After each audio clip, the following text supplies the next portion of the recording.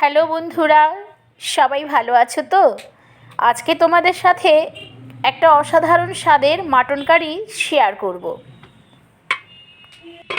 আমি এখানে দেখো 3 কেজি মাটন ধুয়ে পরিষ্কার করে রেখেছি, আর সাথে নিয়ে নিয়েছি আদা, কাঁচা লঙ্কা, রসুন, পেঁয়াজ ও টমেটো।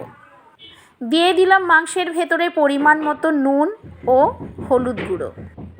এখানে যেহেতু 3 কেজি মাংস আছে, তাই আমি 1.5 চামচ হলুদ গুঁড়ো দিয়েছি আর লবণ দিয়েছি 2 চামচ। আবার মশলা কষানোর সময়েও তো নুন হলুদ দেব, তাই কম করেই দিলাম। দিয়ে দিলাম সর্ষের তেল। এবার টুকরো আকারে কাটা পেঁয়াজ আর টমেটো কুচি দিয়ে আমি মাংসটাকে খুব ভালো করে মেখে নেব বন্ধুরা। আমি এখানে 6টি পেঁয়াজ নিয়েছি বন্ধুরা। তার মধ্যে 3টে পেঁয়াজকে আমি বড় বড় টুকরো আকারে কেটে নিয়েছি, আর বাকি 3টে পেঁয়াজকে আমি গ্রাইন্ড করে দেব। বন্ধুরা, এই মাংস মাখাটাও একটা আর্ট। বলা হয় যে মাংস যত ভালো করে মাখা হবে, তেল, নুন, হলুদ মাংসর মধ্যে যত ভালো করে মেশানো হবে, তত মাংস তাড়াতাড়ি সেদ্ধও হয়ে যাবে আর খেতেও অসাধারণ স্বাদের হবে। আমি এখানে তাই মাংসটাকে খুব ভালো করে অনেকক্ষণ ধরে মেখে নিয়েছি। এবার 1 ঘন্টার জন্য রেস্টে রেখে দেব। 1 ঘন্টা হয়ে গেছে বন্ধুরা। আমি মাংসের কড়াইটা গ্যাসের উপর চাপিয়ে গ্যাস অন করে দিয়ে একটা থালা দিয়ে ঢেকে রাখলাম। এবার অন্য আরেকটা গ্যাসে কড়াই চাপিয়ে আমি সেই কড়াই গরম হলে তাতে দিয়ে দিয়েছি কয়েক টুকরো দারুচিনি। এবার দিয়ে দিলাম 1 চামচ গোটা ধনিয়া। এবার দারুচিনি আর ধনিয়া একটু সামান্য ভাজা ভাজা হলে তার মধ্যে আমি দিয়ে দেব 1 চামচ সাদা জিরা। এখন এই জিরা, ধনিয়া ও দারুচিনিটাকে একটু ভাজা ভাজা করে আমি গ্রাইন্ড করার কৌটোতে ঢেলে দিলাম। ওই কড়াইতেই দিয়ে দিলাম বেশ কিছুটা সর্ষের তেল। বন্ধুরা, রান্নাটা আমি সর্ষের তেলেই করব, কারণ মাছ, মাংস যা কিছু সর্ষের তেলে রান্না করতেই বেশি ভালো লাগে আমার। বাঙালিদের পছন্দ সর্ষের তেলে মাছ, মাংস রান্না করে খাওয়া। তেল গরম হয়ে গেছে বন্ধুরা। তার মধ্যে দিয়ে দিয়েছি আলুর টুকরোগুলো, যেগুলো বড় বড় আকারে কেটে নিয়েছিলাম, আর দিয়ে দিলাম পরিমাণ মতো সামান্য নুন আর হলুদ। বন্ধুরা, নুন হলুদের ব্যাপারটা কিন্তু সবজি বা মাছ, মাংসের পরিমাণ অনুযায়ী দিতে হবে। যার যেমন যতটুকু পরিমাণ তাকে বুঝে সেইভাবে দিতে হবে। বন্ধুরা, এইদিকে দেখুন অন্য গ্যাসটাতে আমার মাংস কষানো হচ্ছে। কি সুন্দর দেখতে লাগছে দেখুন বন্ধুরা। আমার মশলা কষাতে কষাতে এদিকে মাংসটাও প্রায় অনেকটাই সেদ্ধ হয়ে যাবে। আমি ঢেকে ঢেকে মাংসটাকে কষিয়ে নিচ্ছি। দেখুন বন্ধুরা কি সুন্দর। দেখুন এদিকে আমার আলুগুলোও কিন্তু ভাজা হয়ে গেছে। লাল লাল করে আমি আলুগুলোকে ভেজে তুলে রাখছি। ওই গরম তেলের মধ্যে আমি দিয়ে দিলাম 3-4টে শুকনো লঙ্কা ছিঁড়ে ও কিছুটা সাদা জিরে, আর দিয়ে দিলাম ওই 3টে পেঁয়াজ, যেগুলোকে আমি গ্রাইন্ড করে রেখে দিয়েছিলাম আগে থেকেই। এবার পেঁয়াজ একটু ভাজা ভাজা করে লাল লাল হয়ে গেলে আমি এর মধ্যে দিয়ে দেব আদা, রসুন ও কাঁচা লঙ্কা পেস্ট, যেটা আমি আগে থেকেই করে রেখেছি বন্ধুরা। এই দেখুন ঢেলে দিলাম আদা ও কাঁচা লঙ্কা আর রসুনের পেস্ট। এবার আমি পুরো মশলাটাকে বেশ কিছুক্ষণ ধরে ধিমে আঁচে ভালো করে কষিয়ে নেব, কারণ মশলা যত কষানো ভালো হবে খাবারের স্বাদ কিন্তু ততটাই বেড়ে যাবে। দিয়ে দিচ্ছি মশলার মধ্যে 1/2 চামচ হলুদ গুঁড়ো, 1 চামচ লবণ,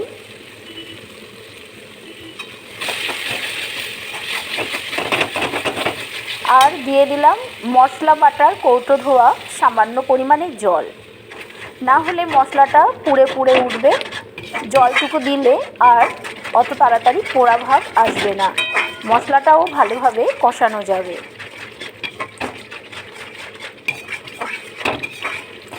এদিকে দেখুন বন্ধুরা, আমার মাংস তো ভালোই কষানো হচ্ছে। আমি উল্টে পাল্টে ঢেকে ঢেকে মাংসটাকে মশলা ভাজার সাথে সাথেই অন্য গ্যাসে একটু কষিয়ে নিচ্ছি। তাতে করে মাংসের ভেতর থেকে যে জলটা বেরিয়ে আসে সেটাও অনেকটা কমে যাবে। আর এইদিকে মশলাটা ভাজা হলে আমি এরই ভেতরে ঢেলে দিয়ে দুটোকে একসাথে কষিয়ে নিতেও পারবো। আমি মশলার মধ্যে আরেকটু সামান্য লবণ দিয়ে দিচ্ছি বন্ধুরা, কারণ যেহেতু আমার মাংসের পরিমাণটাও বেশি আর তার মধ্যে আমি আলুও অনেকটা দিয়েছি, কারণ আমার ছেলে মেয়ে মাংসের ভেতরের আলু খেতে অনেক পছন্দ করে। আর আমার বাড়িতে আজকে গেস্টও আছে, তো তাদের জন্য আলু আমি একটু বেশি পরিমাণেই দিয়েছি। দেখুন বন্ধুরা, আমি মাংসর ভেতরে দিয়ে দিচ্ছি কয়েকটি তেজপাতা, ফ্লেভারটা তাতে ভালো আসবে। আমি গরম তেলের মধ্যে তেজপাতা দিইনি, তাতে তেজপাতাটা পুড়ে যেত, তাই আমি মাংস কষানোর সময় মাংসের ভেতরেই তেজপাতাটা দিলাম। এদিকে মশলা আমার প্রায় কষানো হয়েই গেছে বন্ধুরা। দেখুন আমি এই কষানো মশলা এবার মাংসের ভেতরে দিয়ে দিচ্ছি। মশলার কড়াইয়ে দিয়ে দিলাম খানিকটা জল। এই জলটাকেই আমি ভালো করে কড়াইটাকে ধুয়ে নেড়ে চেড়ে গরম করে নেব, যেটা আমি পরবর্তীকালে মাংসের ভেতরে দেব।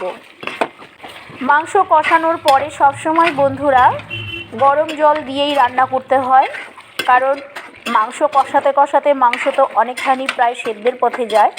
তখন যদি আমরা কাঁচা জল ঢেলে দিই তাহলে মাংসের স্বাদ বিগড়ে যায়, তাই গরম জলেই সবসময় রান্না করা উচিত। এখন যেহেতু মশলা দেওয়া হয়ে গেছে বন্ধুরা, তাই আমাকে ঘন ঘন মাংসটাকে নাড়াচাড়া করতে হবে, না হলে তলা দিয়ে লেগে আসবে, পুড়ে আসবে। তাই আমি একটু পরপরেই ঢাকনা সরিয়ে সরিয়ে উল্টে পাল্টে মাংসটাকে কষিয়ে নিচ্ছি। এই মশলার সাথে মাংস যত ভালো করে কষানো যাবে, মাংসের স্বাদও কিন্তু ততটাই বেড়ে যাবে। মশলাটা যাতে মাংসের ভেতরে ভালো করে ঢুকে যায়, সেই জন্যে অনেকক্ষণ ধরে আমি ঢেকে ঢেকে মাংসটাকে মিডিয়াম আঁচে কষিয়ে নিচ্ছি। আমার মাংস কষানো প্রায় হয়েই গেছে বন্ধুরা। দেখুন রং সুন্দর চলে এসছে। একটা কথা বন্ধুরা, আমি কিন্তু কোনো গুঁড়ো লঙ্কা ব্যবহার করিনি। স্বাস্থ্যের কথা মাথায় রেখে সাধারণত আমরা শাকসবজি বা মাছ মাংসতে গুঁড়ো লঙ্কাটা ব্যবহার করি না, কাঁচা লঙ্কাতেই খেয়ে থাকি। কাঁচা লঙ্কা বাটা দিয়েও অসাধারণ স্বাদের লাগে, কোনো অসুবিধে হয় না। আপনারাও খেয়ে দেখবেন বন্ধুরা। দেখুন আমার মাংস কষানো হয়ে গেছে, আমি গ্যাস বন্ধ করে দিলাম। এখন মাংসটাকে আমি প্রেসার কুকারে ঢেলে নিয়েছি। আর যে কড়াইয়ে আমি মশলা কষিয়েছিলাম সেই কড়াইয়ে জল গরম বসিয়েছিলাম, সেই গরম জলটা আমি ঢেলে দিলাম প্রেসার কুকারের ভেতরে। এদিকে আর একটা গ্যাসে আমি মাংস কষানোর কড়াইটাকে বসিয়ে তার মধ্যে খানিকটা জল দিয়ে নেড়ে চেড়ে গরম করে সেই জলটাকেও ঢেলে দিলাম মাংসর ভেতরে। এবার ভালো করে মাংসটাকে জলের সাথে নাড়াচাড়া করে মিশিয়ে দিয়ে আমি প্রেসার কুকারের ঢাকনাটাকে বন্ধ করে দেব বন্ধুরা।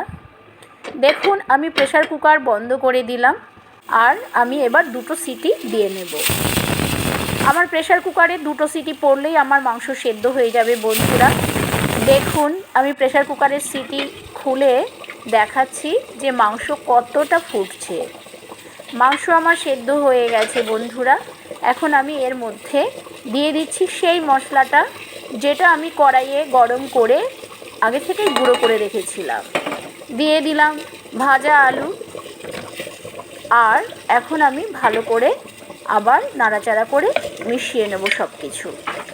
বন্ধুরা আমার রান্না যদি আপনাদের একটুও ভালো লেগে থাকে তাহলে প্লিজ লাইক করে কমেন্ট করে দেবেন।